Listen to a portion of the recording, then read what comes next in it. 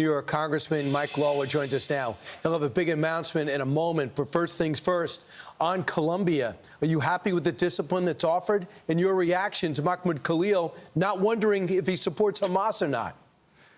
Well, first of all, his response was an absolute disgrace to our nation. The fact is Hamas is a terrorist organization, and he should be unequivocal in his denouncement of Hamas. And the fact is that Hamas, not Israel, is the oppressor of the Palestinian people. Israel is the only multicultural, multi-ethnic, multi-religious democracy in the Middle East. And the Palestinian people have been used throughout by Hamas as human shields. They have been the ones that have kept them oppressed for decades. So he should have been very clear in his denunciation. Again, being here on a visa or a green card is a privilege, not a right. And I fundamentally believe if he is going to spew the propaganda of Hamas, he does not belong here. Right. There's about 10 pictures that he took with Democrats on the Hill yesterday. Every one of them should be asked to either reject that or explain how they're supporting Hamas. Now let's talk about what's going on with this crazy mayor's race with Zohran Mamdani. If you're looking for him, go to Uganda because he's on his honeymoon.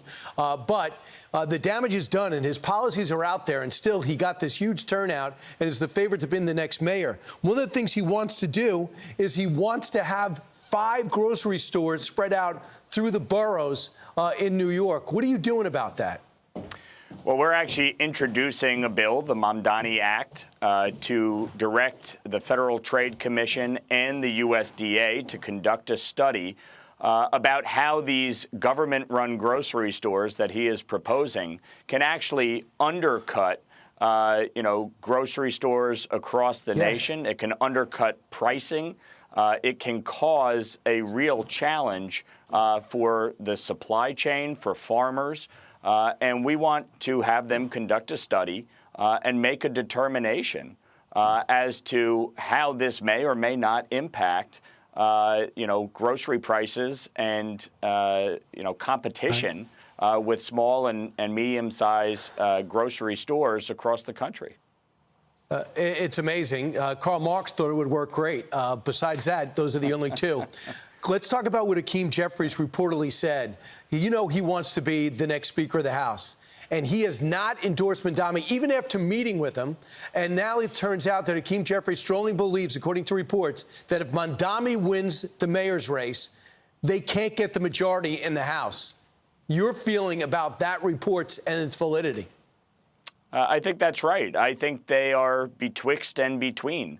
You see Kathy Hochul, Chuck Schumer, and Hakeem Jeffries freaking out about the prospects of having a Marxist lead the financial capital of the world. They understand this is a disaster, not only for Democrats, but for the country. This is absolute insanity to have somebody who says that he wants to seize the means of production, that he wants to ban private property ownership, that he wants to freeze the rent, that he wants free busing and mass transit, and he wants government-run grocery stores. They understand this is a disaster in the suburban districts like mine that determine the outcome of control of Congress. And that's why they haven't yet endorsed him. But at the same token, they can't run too far away from him because then they're going to get primaried. I got you. So, Mike, here's the big news. You have a big decision to make. Are you going to run for governor or are you going to stay in the House? I know you met with the President of the United States. And I'm talking about New York. What is your decision? Well, look, there's no question Kathy Hochul is the worst governor in America. New York leads the nation in outmigration with the highest tax burden and the worst business climate in the country. And in 2026, she needs to be defeated. But after months of deliberating over this and really working through it, I've decided the right thing to do for me and my family and my district is to run for re-election. My seat was determinative of control of the House back in 2022 and again in 2024. I'm one of only 3 Republicans that won a seat that Kamala Harris also won. Keeping the House majority is critical if we are going to continue to move this economy in the right direction. I'm proud to have delivered on my key promise, which was to lift the cap on salt in the One Big Beautiful Bill. That is a big win for New York. It's the single largest tax cut in the whole bill. And I'm proud to run for re-election on my record and win next November and keep the House Republican majority. And I know the president is extremely happy about that decision, but you would have been a real strong candidate to flip it back to Republican, first time since George Pataki. Mike Lawler, thanks so much. Appreciate you using Fox and Friends to make that announcement. Have a great day. Thanks for having me, Brian. And if folks want to support me, text WIN to 85007. More Fox and Friends. I'm Steve Doocy. I'm Brian Kilmeade. And I'm Ainsley Earhart. And click here to subscribe to the Fox News YouTube page to catch our hottest interviews and most compelling analysis.